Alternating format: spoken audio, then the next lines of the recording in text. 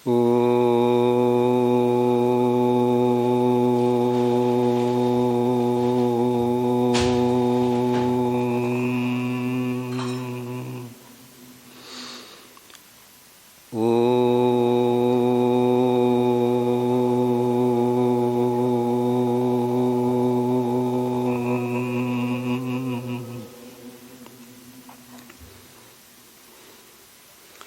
आदरणीय व्यवस्थापक जी, उपस्थित आर्य भद्र पुरुषों, पूज्य मातृशक्ति, प्रिय विद्यार्थियों,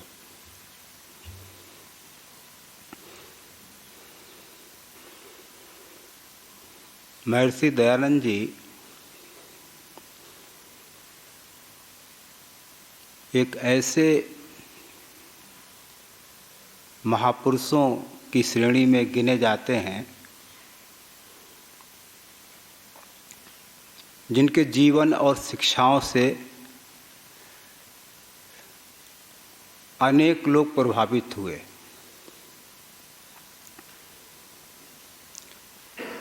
अपने ज्ञान का दीपक जला करके उस दीपक से उन्होंने हजारों दीपकों का प्रकाश पूरे भारत भर में नहीं, विश्व भर में भी फैला दिया।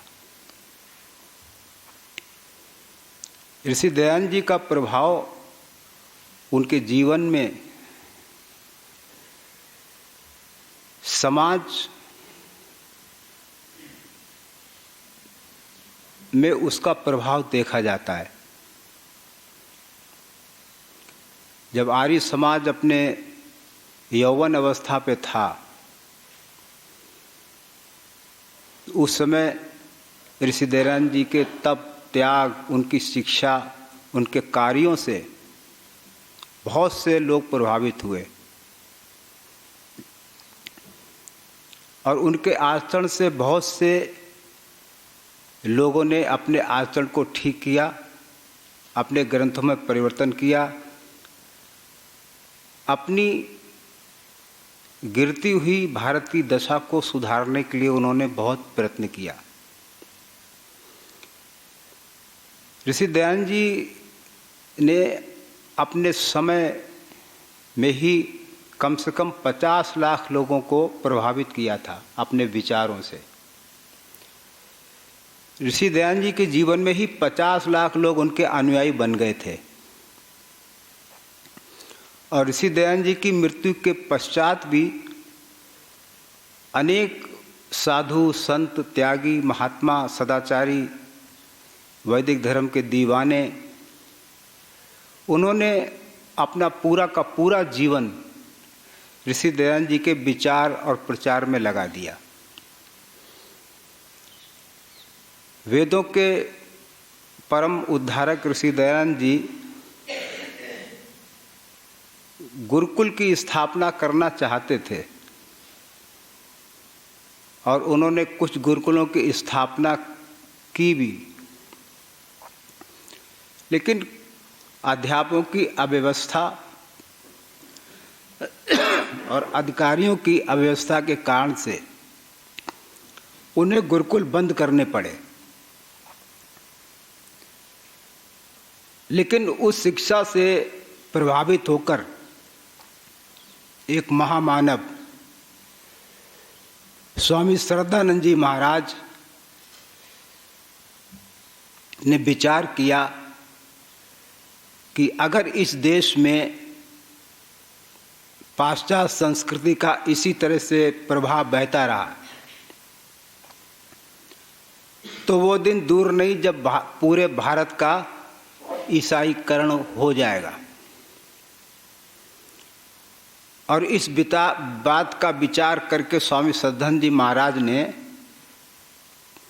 गंगा के किनारे घने जंगलों में गुरुकुल की स्थापना की।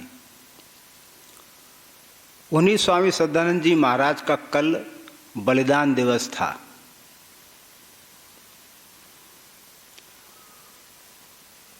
जब कोई भी जाति अपने महापुरुषों को, अपने इतिहास को, अपनी परंपराओं को भूल जाती है, तब उस जाति का अस्तित्व धीरे धीरे समाप्त हो जाता है। तो जब भी किसी महापुरुष की कोई जयंती आए या किसी तरह का उनसे संबंधित कोई पर्व आए तो हमें उसका स्मरण करना चाहिए। श्रद्धानंद जी का पूर्व जीवन एक सामान्य जीवन था और उनके आचरण भी इतने गिरे हुए थे कि कोई कल्पना नहीं कर सकता था कि एक दिन ये आर्य समाज का एक महापुरुष, एक प्रचारक, एक विशेष व्यक्ति बनेगा। कोई कल्पना भी नहीं कर सकता था, लेकिन वो कल्पना साकार हुई और पौराणिक होने के नाते वो रामचरितमानस, मूर्ति पूजा आदि करते रहते थे। लेकिन एक ऐसी घटना उनके जीवन में घटी जिस घटना ने उनको पूरी तरह से नास्तिक बना दिया। वो घटना थी, विश्वनाथ जी का मंदिर था, उस मंदिर के दर्शन करने के लिए जब महात्मा मुंशीराम गए तो मंदिर के चारों ओर पुलिस का पहरा बिठाया था। जब मुंशीराम वहाँ दर्शन करने पहुँचा कि मैं भी विश्वनाथ का दर्शन करने जाऊं, तो पुलिस वालों ने द्वार पे रोक दिया। क्यों रोक दिया? कि रीवा की रानी अभी भगवान के दर्शन कर रही हैं। रीवा कोई जगह है, वहाँ की रानी उस दिन विश्वनाथ के मंदिर में भगवान के दर्शन करने आई थी, तो पहरेदार ने उनको वही रोक दिया और कहा कि अभी आप नहीं जा सकते। क्यों नहीं जा सकते? क्योंकि रीवा की रानी अंदर दर्शन कर रही हैं। उनको उस घटना से इतनी बेचैनी हुई, इतने वो व्याकुल हुए कि उन्होंने कहा कि भगवान के दरबार में भी पक्षपात, और वहाँ से क्षुब्ध होकर के वो घर चले आए। और उसी दिन से उनके जीवन में पूरी नास्तिकता छा गई। उनको लगा ये गंगा स्नान, ये मूर्ति पूजा, ये दर्शन और ये पूजा पाठ सब व्यर्थ है, कुछ इसमें नहीं है। और फिर उनके जीवन में एक एक करके दुर्व्यसनों ने अपना घर बना लिया। शराब वो पीते थे। मुसलमानों में एक मुजरा चलता है, मुजरा, जिसमें वैश्याएं नाचती थीं। अभी भी चलता है, मुसलमानों उसमें चलता है अभी। उस मुजरा में जाते थे, शराब पीना, ये वो करना, सब जैसे एक सामान्य लोगों का जीवन होता, पूरी तरह से नास्तिक। लेकिन फिर भी हर आदमी के अंदर कहीं ना कहीं कुछ सात्विकता छिपी ही रहती है। फिर भी अंदर की जो प्यास थी, वो प्यास उनको उनको इनकी आत्मा को कचोट रही थी और वो ढूंढ रहे थे कि कहाँ ऐसा कोई मुझे महात्मा, कोई ऐसा उपदेशक, कोई ऐसा विचारक मिले कि जिसके कारण से मैं फिर से ठीक रास्ता पा सकूं। और एक दिन तो इतने उद्विग्न हो गए कि एक चर्च में वो चले गए, चर्च, ईसाइयों का चर्च। और वहाँ एक पादरी से बात हुई और कहा कि मैं ईसाई बनना चाहता हूँ। तो वो पादरी तो बहुत प्रसन्न हुआ। एक बुद्धिमान और विद्वान व्यक्ति ईसाई धर्म में आ जाए। महात्मा गांधी को भी पादरियों ने ये कहा था कि आप हमारे धर्म में आ जाइए। तो महात्मा गांधी ने तो कोरा सा उत्तर दे दिया था कि जिस धर्म को मैं मानता हूँ उसमें क्या कमी है। नहीं तो महात्मा गांधी जी के ईसाई बनने से बहुत सारे लोग ईसाई बन जाते हैं, क्योंकि जब बड़ा ईसाई बनता है तो अनुयायी लोग भी उसी धर्म का अनुकरण करने लग जाते हैं। पादरी बहुत प्रसन्न हुआ और कहा कि आप हमारी ईसाई शिक्षा का अध्ययन कीजिए। कुछ पुस्तकें दी और तिथि निश्चित हो गई। ईसाई धर्म की शिक्षा, उनका एक बपतिस्मा होता है, जैसे हमारे यहाँ एक उपनयन संस्कार होता है ना, जो भी संस्कार होता है, लगभग इसी से मिलता जुलता बपतिस्मा संस्कार होता है और उस दिन वो व्यक्ति ईसाई धर्म में दीक्षित हुआ मान लिया जाता है। तिथि निश्चित हो गई कि अमुक दिन मैं आऊँगा और ईसाई धर्म की शिक्षा लेकर के और मैं ईसाई बनूंगा। उनके कुछ साथी भी थे और जानते थे कि ईसाई बनने वाला, लेकिन उन्होंने उनको नहीं रोका। संयोग की बात कि एक दिन पहले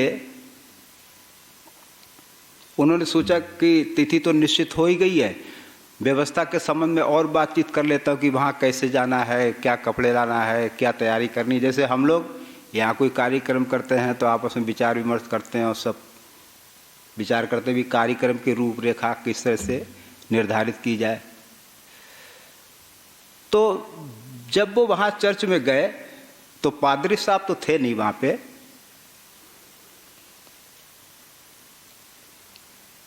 पर्दा हटाया, चर्च के बाहर पर्दा लगा हुआ तो कपड़ा हटा लिया।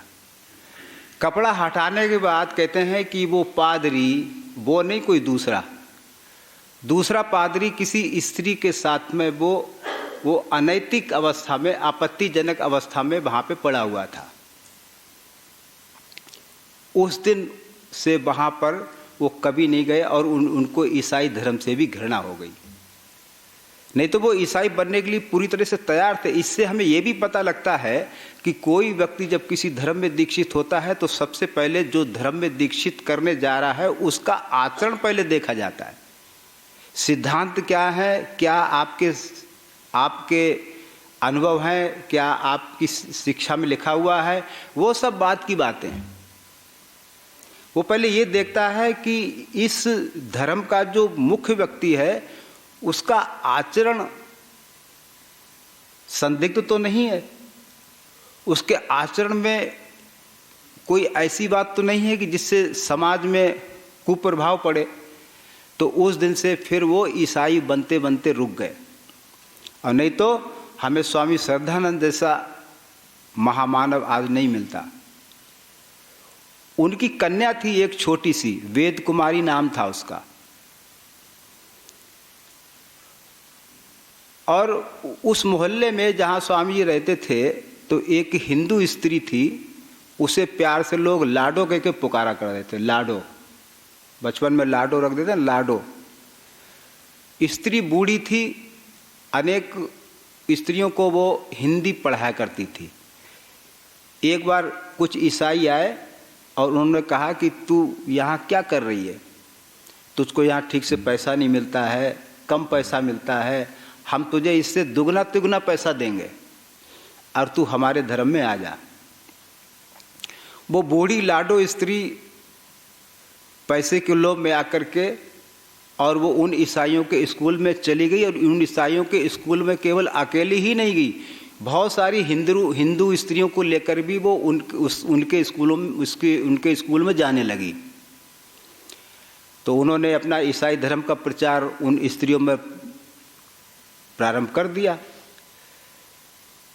और स्वामी श्रद्धानंद जी की पुत्री को भी वहीं ले गई वो स्त्री, इसको भी इसी स्कूल में हम भर्ती करा देते हैं। तो पढ़ाई तो एक बहाना था, वहाँ वो ईसाई धर्म में दीक्षित करने की सारी योजनाएं बन रही थीं। तो वेद कुमारी भी वहीं पढ़ी। तो एक दिन जब स्वामी जी बाहर से आए, कचहरी से लौटे, तो वो वेद कुमारी घूम रही थी और गा रही थी। क्या गीत गा रही थी? ईसा मेरा राम रमैया, ईसा मेरा कृष्ण कन्हैया, ईसा ऐसा ऐसा बोल, तेरा क्या लगेगा मोल। स्वामी जी तो सन्न रह गए, अरे ये क्या है। और उन्होंने फिर आसपास के लोगों से चर्चा की, क्योंकि कुछ उनके साथियों के बच्चे भी उसी ईसाई स्कूल में पढ़ते थे। उनको वहाँ से निकाला और फिर जालंधर में, ये जालंधर की घटना है, जालंधर में फिर उन्होंने बहुत एक बड़ा स्कूल स्थापित किया जो आज भी चल रहा है। तो स्वामी जी जैसा व्यक्ति जो है वो अपने एक एक घटनाओं से जीवन को कितना ऊंचा ले जाता है, ये हमें स्वामी जी के उदाहरण से, स्वामी जी की घटनाओं से मिलता है।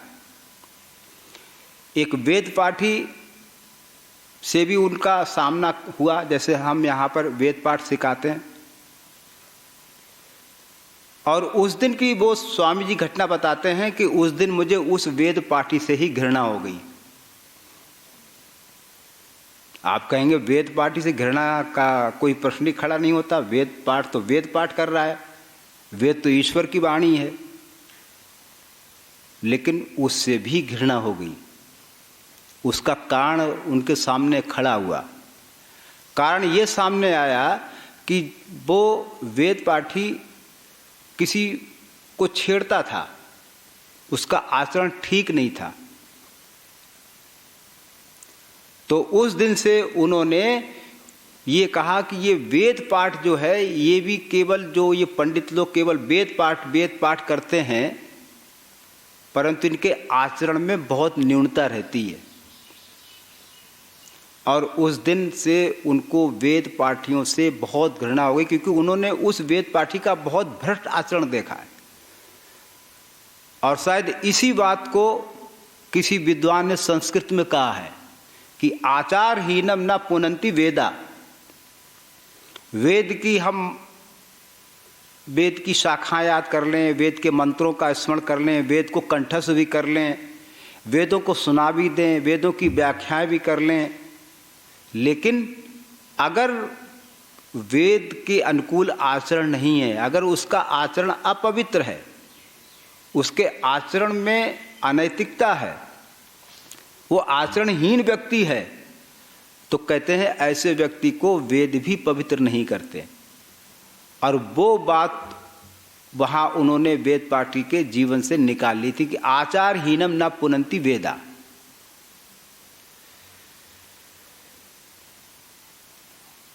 तो इस तरह से उनका जब जीवन चल रहा था, तो धीरे धीरे वो आर्य समाज के संपर्क में आ गए।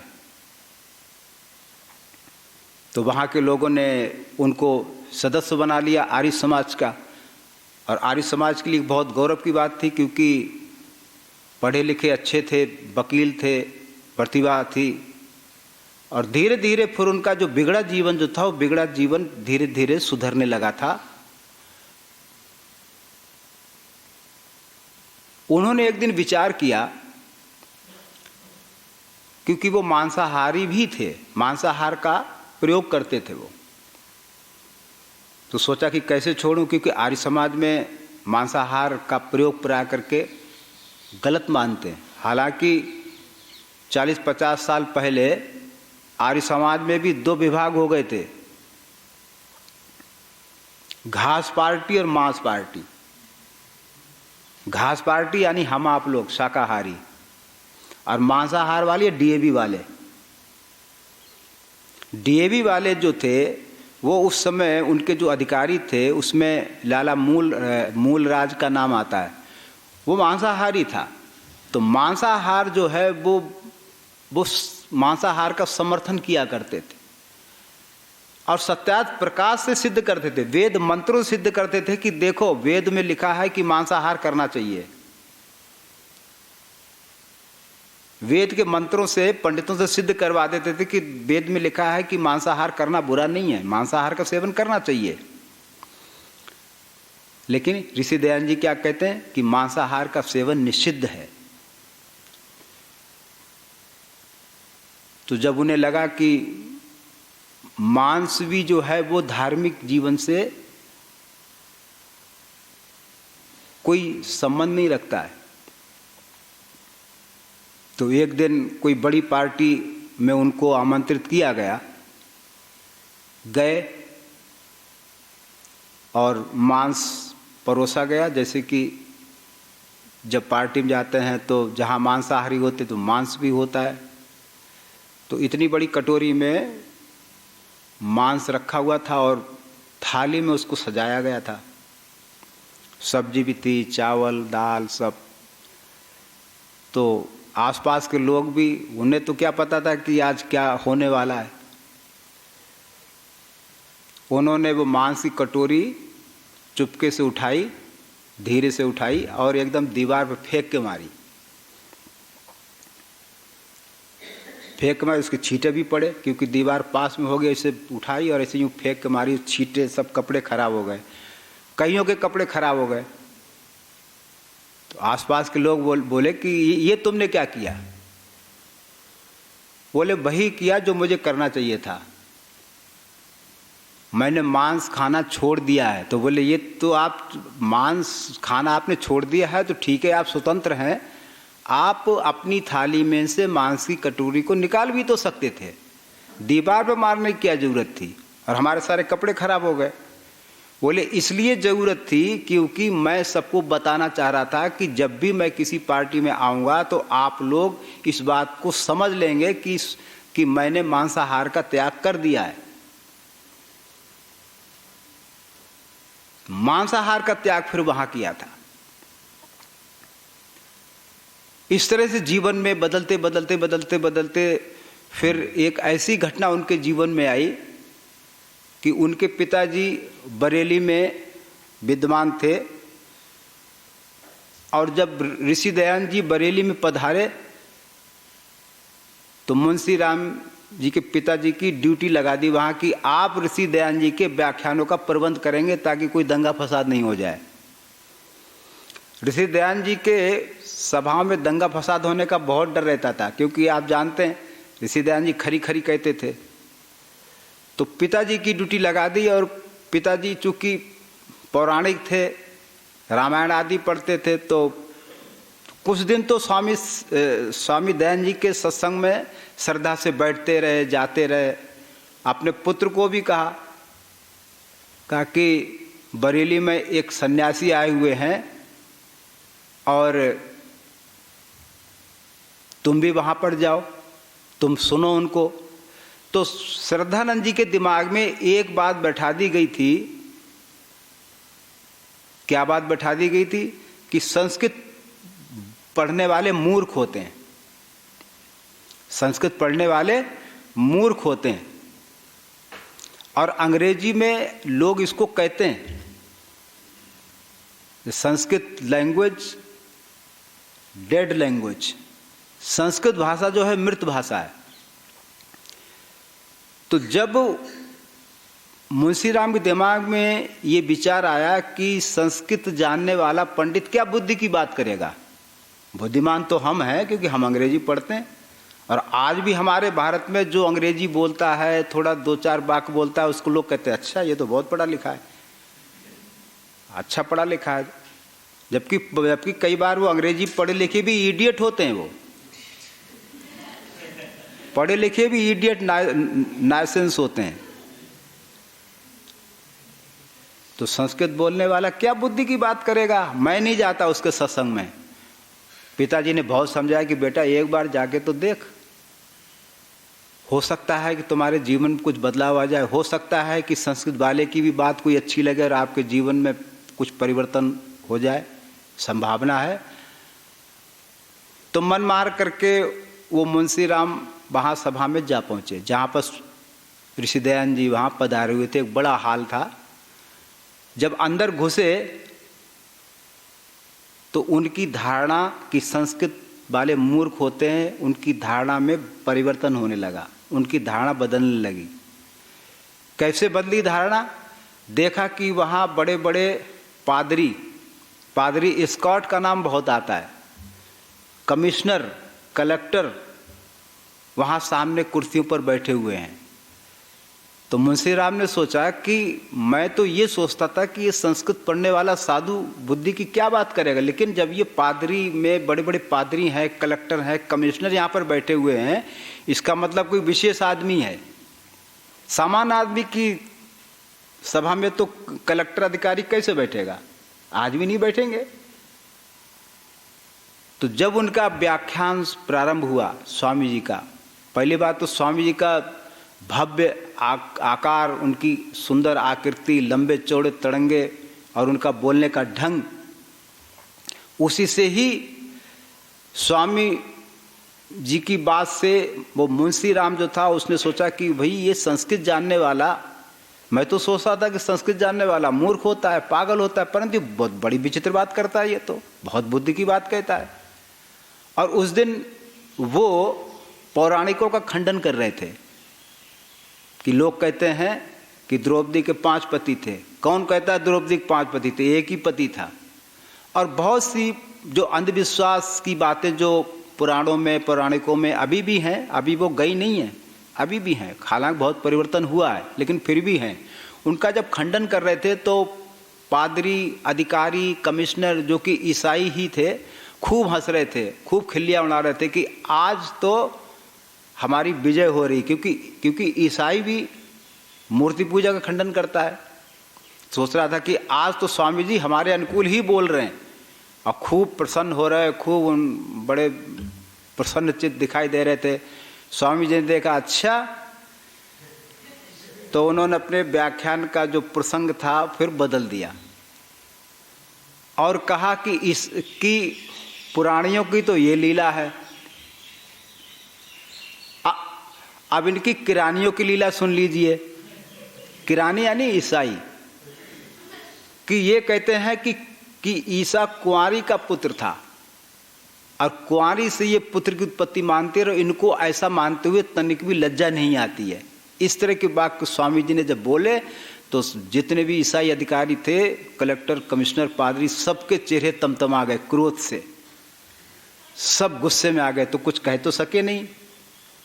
लेकिन बाद में जब स्वामी जी का व्याख्यान समाप्त हुआ तो व्याख्यान का प्रबंध करने वाला जो थे, लक्ष्मी नारायण खजांची थे शायद, अधिकारियों ने उनको बुलाया और कहा कि देखो, अपने पंडित को कह दो कि जरा संभाल करके बोला करें।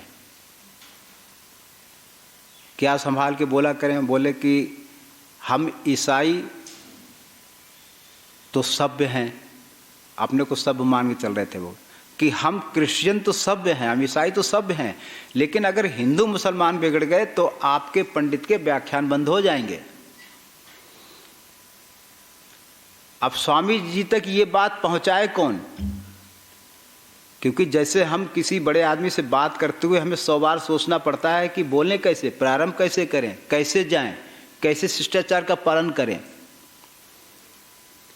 तो उस समय मुंशी राम जी को कहा गया कि तुम इस बात को पहुंचाओ स्वामी जी तक, क्योंकि तुम ही ज़्यादा भक्त मालूम पड़ते हो। तो दोनों गए और स्वामी जी जहाँ पे ठहरे हुए थे, हिम्मत नहीं हो रही किसी को कुछ कहने की, कभी सिर खुजा रहे हैं, कभी ऐसे कर रहे हैं, कभी ऐसे कर रहे हैं। स्वामी दयानंद जी ने कहा कि भाई तुम क्या कर रहे हो, जो बात कहनी है कह दो ना, हमारा समय क्यों खराब करते हो। तो मुंशी राम जी की तो हिम्मत पड़े नहीं, वो खजांची जी को कह दिया कि वो आप थोड़ा सा व्याख्यान में नरमी बरता करें। तो स्वामी जी समझ गए कि कलेक्टर कमिश्नरों का संदेश आया होगा, क्योंकि कल मैंने ईसाई मत का भी जोरदार खंडन किया था। अगले दिन फिर सभा हुई, बड़ा दरबार लगा और वही अधिकारी सारे उपस्थित थे, वो सब। तो व्याख्यान का विषय बहुत लंबा था, लेकिन उन्होंने व्याख्यान के अंत में कहा कि लोग कहते हैं कि मेरे व्याख्यानों से कलेक्टर अप्रसन्न होगा, कमिश्नर अप्रसन्न होगा, ये अप्रसन्न होगा, वो अप्रसन्न होंगे। कहते हैं कि चाहे पूरी दुनिया भी अप्रसन्न क्यों ना हो जाए, मुझे इस बात की चिंता नहीं। जब तक शरीर तो अनित्य है, इसका तो जिसका जी चाहे नाश कर सकता है, क्योंकि ये तो सदा रहने वाला नहीं है। लेकिन कोई ऐसा वीर पुरुष मुझे दिखाओ कि जो मेरी आत्मा का नाश कर सके। और उन्होंने इस बात को इतने जोर से कहा और फिर ये श्लोक पढ़ा, नैनम छिंदन्ति शस्त्राणि वाला श्लोक पढ़ा गीता का। तो कहते हैं कि उस दिन मुंशी राम जी के जीवन में बदलाव हुआ और फिर उनका सत्संग करने के लिए गए। और वकील होने के कारण से उन्होंने बहुत सारे प्रश्न किए ईश्वर के ऊपर स्वामी दयानंद जी से, क्योंकि वकील जो है वो सामान्य आदमी तो वकील बनता नहीं, और सामान्य आदमी वकील होता है तो उसकी वकालत भी नहीं चलती है, क्योंकि लोग उसको पूछते नहीं। इसलिए वकील की खोपड़ी जो है वो सब तरफ घूमती है। तो बहुत सारे प्रश्न खड़े किए ईश्वर के ऊपर, नास्तिकता के ऊपर, लेकिन स्वामी जी ने बड़ी सहजता से उत्तर दिए। फिर अंत में मुंशी राम ने कहा कि स्वामी जी महाराज, आपने मेरे प्रश्नों के उत्तर तो बहुत अच्छे दिए और आपने मेरी जबान बंद कर दी, अब मुझे कुछ सूझ नहीं रहा है कि मैं आपसे क्या बात करूं, लेकिन ईश्वर पर मेरा विश्वास नहीं हुआ। तो स्वामी जी ने उत्तर दिया कि मैंने ये कब तुम्हें कहा था कि मैं ईश्वर तुम्हारा विश्वास करा दूंगा? तुमने प्रश्न किए, मैंने उत्तर दिए। और उस ऋषि से प्रभावित होकर के फिर स्वामी जी ने पूरा जीवन, यानी पूरा जीवन जो है वो आर्य समाज के प्रचार प्रसार में लगा दिया। और उनका एक विशेष काम, आगरा के पास मलकाना एक जगह है, अभी भी होगी, वहाँ सारे हिंदू जो थे वो मुगल काल में मुसलमान बन गए थे। उन्होंने शुद्धि सभा की स्थापना की और फिर स्वामी श्रद्धानंद जी ने, कुछ और लोगों ने मिलकर के वहाँ के लोगों को समझाया, उन्हें वापस हिंदू धर्म में आने के लिए कहा। तो 1 लाख मलकाना राजपूत जो कि मुसलमान बन चुके थे, उनको फिर से वैदिक धर्म में दीक्षित किया। ये बहुत बड़ा उनका काम था। और इसी तरह से मुसलमान ये चाहते थे कि दलितों को हम बांट लें, मतलब कुछ दलितों को हम मुसलमान बना लें और कुछ को तुम बना लो, इसी तरह से दलितों को बांट दिया गया। स्वामी श्रद्धानंद जी ने इसका विरोध किया और दलितों के साथ खड़े हुए। उन्होंने दलितों के नेता को, उन्होंने हिंदुओं को समझाया कि जिन दलितों को तुम मंदिर जाने से रोकते हो, यही मुसलमान बनेंगे और यही तुम्हारे कट्टर शत्रु बन जाएंगे। तो उन्होंने दलितों उद्धार का बहुत बड़ा काम किया। और जब सन 1919 में बैसाखी के दिन जब जालियांवाला कांड हुआ, जिसमें जनरल डायर ने हजारों लोगों पर, बच्चों, स्त्रियों, बूढ़ों पर, सब पर उसने गोलियां चलवा दी थी। और उसके कुछ दिनों बाद अमृतसर में कोई अधिवेशन होने वाला था अंग्रेजों के विरोध में, तो किसी की हिम्मत नहीं पड़ती थी कि उस अधिवेशन का सभापति बने, क्योंकि कौन बने, जब अभी थोड़े दिन पहले ही एक बड़ी घटना घटी है। तो उन अंग्रेजों के विरोध में बोलने का, उनके विरोध में खड़ा होने का, उनके विरोध में किसी सभा का सभापति बनने का साहस किसमें हो?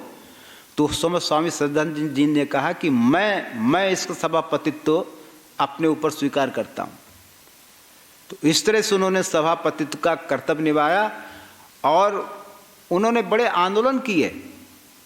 एक अंतिम घटना सुनाकर के उनकी बात समाप्त करता हूँ। रोलट एक्ट का विरोध किया। रोलट एक्ट अंग्रेजों का एक ऐसा घिनौना कानून था कि जिसमें बिना किसी सूचना के किसी को भी गिरफ्तार किया जा सकता था।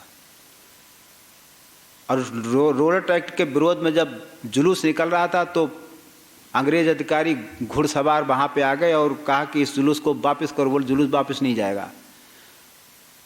और एक हवाई फायर किया।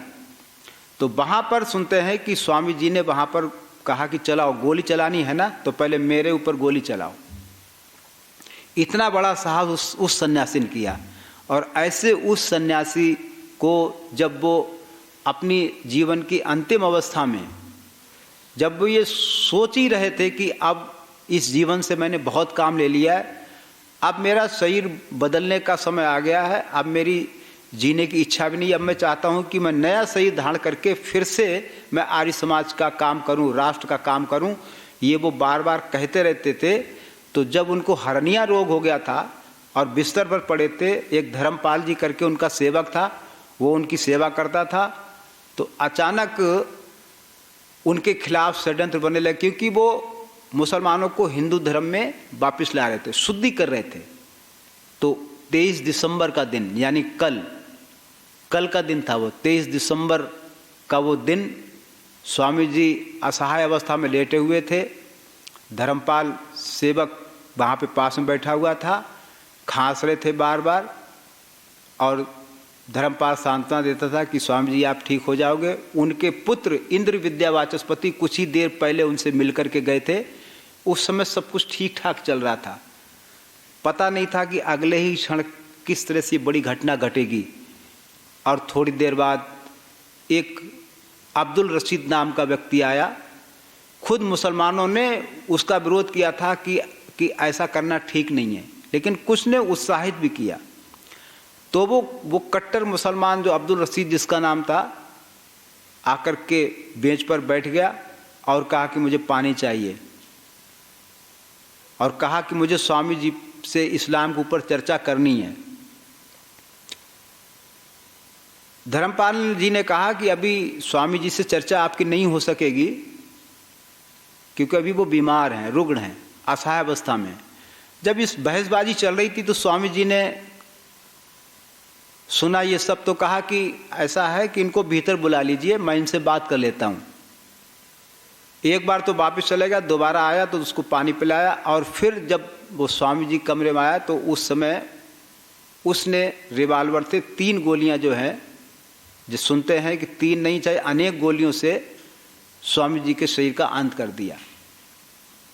तो ऐसा महामानव जिसने पूरे जीवन अपनी वैदिक संस्कृति को, अपने राढ़ धर्म के ऋषि दयानंद जी के सपनों का, ऋषि दयानंद जी के शिक्षाओं का, वेद की शिक्षाओं का प्रचार करने में ही पूरा जीवन लगा दिया।